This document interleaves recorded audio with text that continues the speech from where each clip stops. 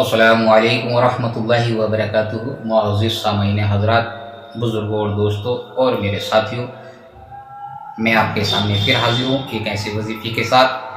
आज उन लोगों के लिए वजीफ़ा लेकर आया हूँ जो हमारे भाई कर्ज़ में मुब्तला है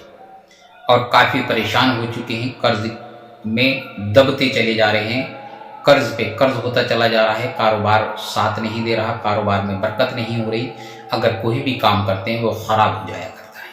काम करते हैं अच्छे के लिए हो जाता है बुरा, यानी कि उल्टा हो जाता है। काम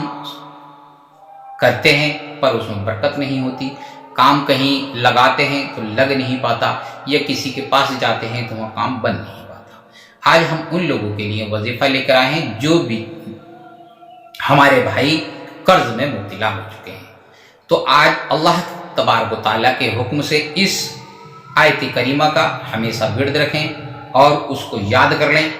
पढ़ते रहें, हम वक्त पढ़ते रहें। तो इंशाअल्लाह आपने अगर इस आयत करीमा को याद कर लिया तो ख्वाह कितना ही बड़ा कर्ज आपके ऊपर क्यों ना हो, लाखों से हो, करोड़ों से हो, कितने ही रुपए का कर्ज हो,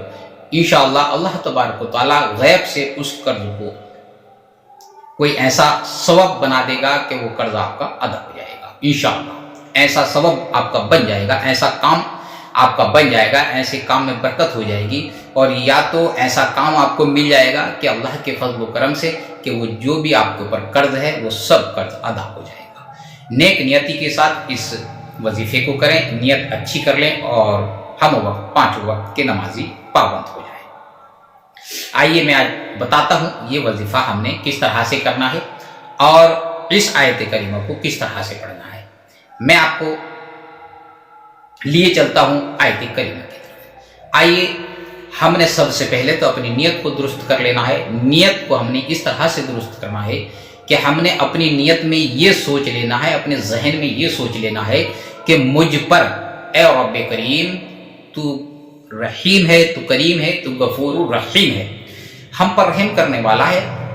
और तेरी ज़ात पाक है, तू हमेशा अपने बंदों की मदद फरमाया करता है, तुझसे कोई मांगने वाला चाहिए। ए अल्लाह,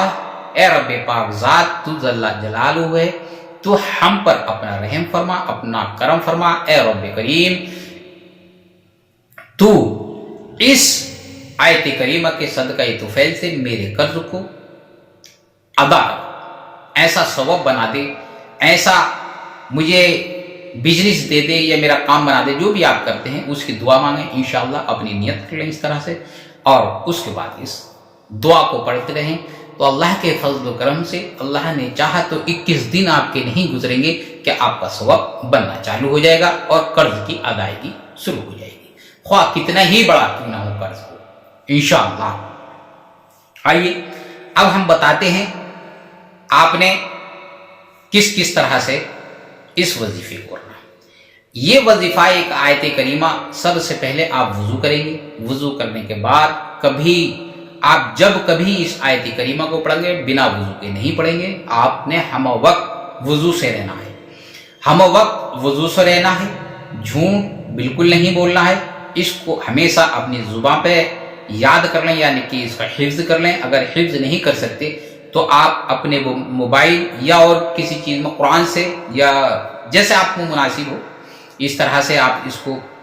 पढ़ लें, क्योंकि आजकल मोबाइल हर आदमी की जेब में है, तो आप मोबाइल से इसको पढ़ सकते हैं, मोबाइल में देख लें और उसको हमेशा पढ़ते रहें। और अगर कोई भाई अगर हमारे ऐसे हैं कि वो कहते हैं कि मैं भाई पढ़ा लिखा नहीं हूँ हजरत, हम क्या करें, हमें तो याद नहीं हो सकता या हम पढ़ नहीं सकते, तो हम कर्ज में मुब्तला हैं, तो हमें किस तरह से इससे छुटकारा मिल सकता है। हाँ, तो मैं उनके लिए भी बताता हूं कि वो भाई जो अनपढ़ हैं, जो ये जानते ही नहीं, पढ़ना नहीं जानते, लिखना नहीं जानते, तो वो सिर्फ एक काम करें कि जो मोबाइल उनके पास है, जो मोबाइल उनके पास है, इस आयत करीमा पर मैं जो स्क्रीन पे आपको आयत करीमा दिखा रहा हूं, इस आयत करीमा पर अपनी ये शहादत की उंगली लें और शहादत की उंगली लेने के बाद उसके ऊपर यूं करके लफ्ज के ऊपर यूं कर घुमाते रहें, हर लफ्ज पे यूं कर उंगली करते रहें और उंगली پھرانے کے بعد جیسے ہی انگلی آپ چلاتے جائیں گے اس طرح سے، تو اس کی انگلی جب پہلے رکھیں گے، ان پڑھ بھائیوں کے لیے بتا رہا ہوں، ایسا نہیں جو پڑھے لکھے وہ اس کام کو کریں، ان کے لیے نہیں، تو سب سے پہلے آپ بسم اللہ الرحمن الرحیم پڑھیں گے، اور جب تک یہ انگلی آپ چلاتے رہیں گے تو بسم اللہ پڑھتے رہیں گے جب تک پوری آیت یہ پوری نہ ہو جائے۔ اسی طرح سے آپ 21 مرتبہ اس آیت کریمہ پر یہ انگلی پوری طرح سے کر کے اٹھا کے ملاتے رہیں گے، یعنی کہ اس کے اوپر آپ انگلی چلاتے رہیں گے۔ جب 21 مرتبہ آپ کے پورے ہو جائیں، اس کے بعد آپ نے دعا کرنا ہے، رب کریم تو رحیم ہے، تو کریم ہے، تو بہت بڑا مالک ہے، تو کارساز ہے، اور تو میری روزی میں اضافہ عطا فرما، میرے کاروبار میں اضافہ عطا فرما، اے رب کریم جو مجھ پر قرض ہے اس سے مجھے نجات عطا فرما، اور تو بہت بڑا مالک ہے، اپنے خزانے میں سے مجھے خزانہ عطا فرما۔ انشاءاللہ اس کے یہاں خزانے کی کمی نہیں ہے، اس رب پاک ذات کے یہاں، اس کریم کے یہاں، اس رحیم کے یہاں کمی نہیں ہے، لینے والے کی کمی ہے۔ تو اللہ تبارک و تعالیٰ کے حکم سے نبی کریم تاجدار مدینہ صلی اللہ تعالی علیہ وسلم، احمد مجتبی محمد مصطفیٰ صلی اللہ تعالی علیہ وسلم کے صدقہ طفیل انشاءاللہ آپ کی مراد پوری ہوگی، اور آپ کا قرض چاہے کتنا ہی بڑا کیوں نہ ہو انشاءاللہ ادا ہو جائے گا، اس کا ایسا سبب بن جائے گا کہ آپ کو گمان بھی نہیں ہوگا، اور اللہ کے حکم سے آپ کا قرضہ ادا ہو جائے گا انشاءاللہ۔ آپ اس کام کو کریں اور اس آیت کریمہ کو اسی طرح سے پڑھتے رہیں۔ درود پاک جو ہے اول آخر 11 مرتبہ پڑھنا ہے، کم از کم 3 مرتبہ پڑھنا ہے، اول اور آخر میں بھی اور اول میں بھی، اور اس آیت کریمہ کو 21 مرتبہ آپ نے پڑھنا ہے، پورے دن میں کم از کم 21 مرتبہ پڑھ لیں، اور اگر جو بھائی پڑھے لکھے ہیں اس کو حفظ کر لیں تو ہمیشہ پڑھتے رہیں، باوضو پڑھیں، بنا وضو کے نہ پڑھیں، انشاءاللہ آپ کا کام بن جائے گا، اور آپ کا کتنا ہی بڑا قرض ہو انشاءاللہ ادا ہو جائے گا اللہ کے فضل و کرم سے انشاءاللہ۔ اس میں بہت بڑی طاقت ہے، اس کلام میں، اس آیت کریمہ میں بہت بڑی طاقت ہے، اتنی بڑی طاقت ہے کہ آپ گمان بھی نہیں کر پائیں گے کہ اس کے بعد جو آپ کو اثر اس کا دکھائی دے گا، اس کا جو آپ کو کمالات دکھائی دیں گے، اس کا جو آپ کو فیض حاصل ہوگا، وہ آپ خود ہی گمان کریں گے کہ یہ چیز کہاں سے مجھے عطا ہو رہی ہے۔ جب آپ اس آیت کریمہ کو پڑھنا شروع کر دیں گے تو اللہ کے فضل و کرم سے آپ خود ہی احساس کر لیں گے کہ واقعی کوئی چیز کسی نے مجھے بتائی تھی، آیت کریمہ مجھے کسی نے بتائی تھی، تو انشاءاللہ آپ کو بالضرور یقین ہو جائے گا، وشواس ہو جائے گا، کیونکہ جب آپ کا قرض ادا ہو جائے گا تو آپ خود وشواس کر لیں گے اور دوسرے بھائی کو بتائیں گے۔ تو یہ صدقہ جاریہ ہے، ایک دوسرے کو بتانے کے لیے آپ ضرور تیار رہیں، اور جو بھی کوئی دین کی بات ہو تو ایک بھائی سے دوسرے بھائی کو ضرور شیئر کریں، اس کو چھپا کر نہ رکھیں۔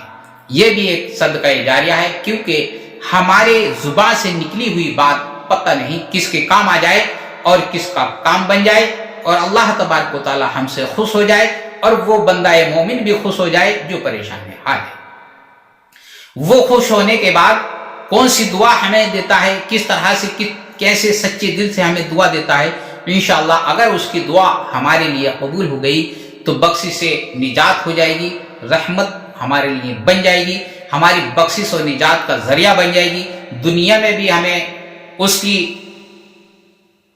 اجر عظیم ملے گا اور آخرت میں بھی اجر عظیم ملے گا انشاءاللہ۔ آپ ضرور بالضرور، اگر ہماری یہ ویڈیو آپ کو اگر اچھی لگی ہے تو ضرور اللہ کے فضل و کرم سے، اس رب پاک ذات کے حکم سے، اس رب کریم کے صدقہ طفیل سے اس ویڈیو کو آگے ضرور شیئر کریں، اور اس